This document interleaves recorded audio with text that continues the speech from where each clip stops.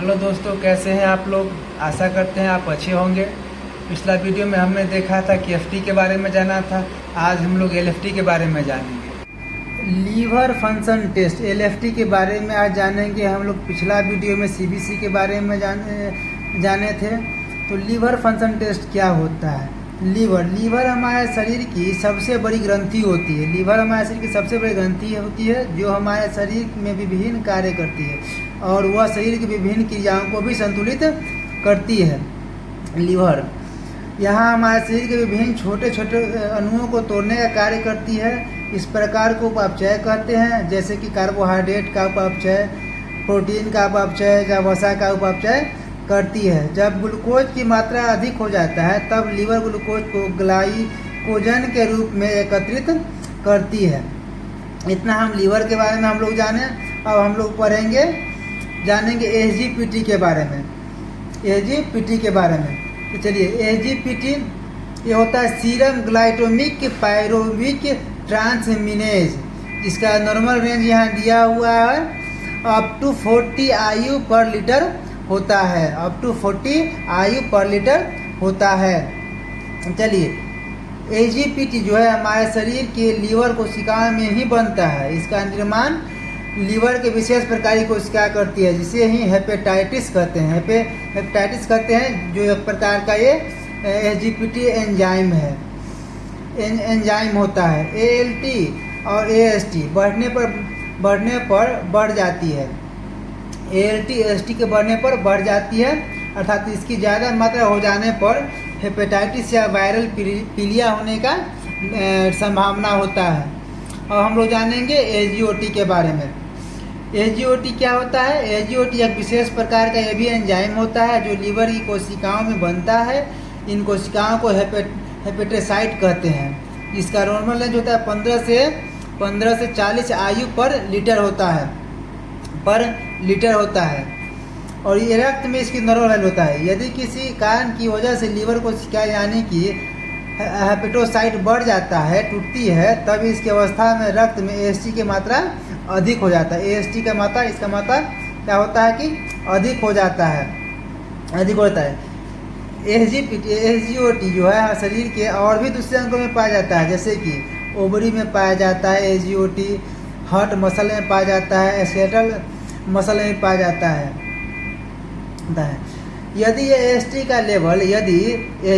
का level 1000 UL से अधिक हो जाता है तो यह माना जाता है कि मरीज को लीवर डैमेज है या वायरल हेपेटाइटिस है। अब हम लोग जानेंगे बिलिरुबिन के बारे में। टोटल बिलिरुबिन पहला है टोटल बिलिरुबिन, जिसका नॉर्मल रेंज होता है 0.10 से 1.20 mg पर डेसीलीटर होता है। और दूसरा है बिलिरुबिन डायरेक्ट और तीसरा है इनडायरेक्ट।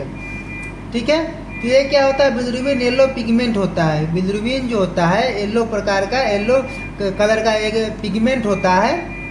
बिलिरुबिन के बढ़ जाने पर जॉन्डिस या पीलिया नामक बीमारी होती है। ये बिलिरुबिन जब बढ़ जाती है तो पीलिया या जॉन्डिस नामक बीमारी होती है। जब बिलिरुबिन बढ़ जाता है तो हाइपर बिलिरुबिनिया कहते हैं, या घट जाता है तो हाइपोबिलिरुबिनेमिया कहते हैं। अब हम लोग जानेंगे, हम लोग बिलिरुबिन पढ़ लिए डायरेक्ट और इनडायरेक्ट। अब हम लोग जानेंगे प्रोटीन के बारे में। प्रोटीन क्या होता है। प्रोटीन को 3 भागों में बांटा गया है, टोटल प्रोटीन, एल्बुमिन और ग्लोबुलिन। इसका पहले हम लोग एल्बुमिन के बारे में जानेंगे। एल्बुमिन क्या है। एल्बुमिन जो है एक प्रकार का मुख्य रक्त वाहिनियों में ऑस्मोसिस के नियंत्रित करने का कार्य करती है। ऑस्मोसिस को नियंत्रित करने का कार्य करती है, जिसका नॉर्मल रेंज होता है 3.2 से 5.0 ग्राम पर डेसीलीटर होता है। आप कहते हैं कि ये एल्बुमिन बढ़ता कब है। एल्बुमिन बढ़ता कब है हमारे शरीर में। एल्बुमिन बढ़ने का कारण है जब हम पानी कम पीते हैं तभी एल्बुमिन बढ़ जाएगा हमारे शरीर में, या पैखाना दस्त हो तभी एल्बुमिन हमारे शरीर में बढ़ जाता है, या ज़्यादा हम लोग प्रोटीन लेते हैं तो भी हमारे शरीर में एल्बुमिन बढ़ जाता है। अब हम लोग जाने हैं कि एल्बुमिन घटता कब है भाई। तो देखिए, लीवर में जब संक्रमण होता है तो एल्बुमिन अपने आप हमारे शरीर में कम हो जाता है, या किडनी में संक्रमण होता है तो हमारे शरीर में एल्बुमिन जो है अपने आप घट जाता है। एल्यूमिन घटने के कारण ये हमारे हाथ पांव शरीर फूल जाता है। एल्यूमिन की कमी के कारण ही हमारे शरीर में सूजन होता है। अब हम लोग जानेंगे ग्लोबुलिन के बारे में। ग्लोबुलिन क्या है? ग्लोबुलिन हमारे शरीर में ज़्यादा मात्रा में पाया जाने वाला प्रोटीन होता है। इसका कार्य जो है शरीर के रोगों से बचाने का होता है, जिसका नॉर्मल रेंज यहाँ दिया हुआ है 1.8 से 3.30 ग्राम पर डेसीलीटर होता है। अब हम लोग जानेंगे कि आखिर ग्लोबुलिन बढ़ता क्यों है भाई।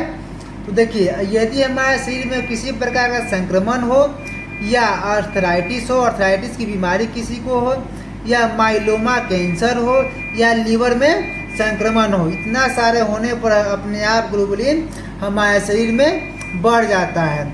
ऐसा बढ़ने का कार्य हम लोग देखें। अब हम लोग घटने का कार्य देखेंगे। कब घटता है ग्लोबुलिन हमारे शरीर में?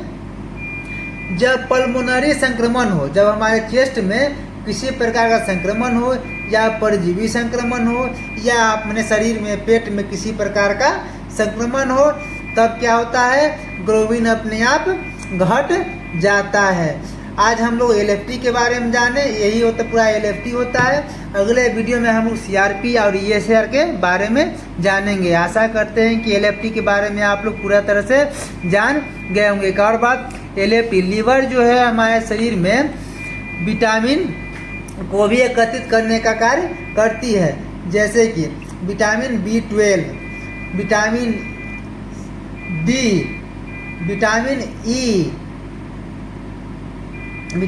ई, डी और ए। इसको एकत्रित करने का कार्य भी लीवर ही करती है। जैसे कि और लीवर कई प्रकार के एंजाइम का भी निर्माण करती है, जैसे कि SGPT और SGOT, ये एक प्रकार का एंजाइम होता है।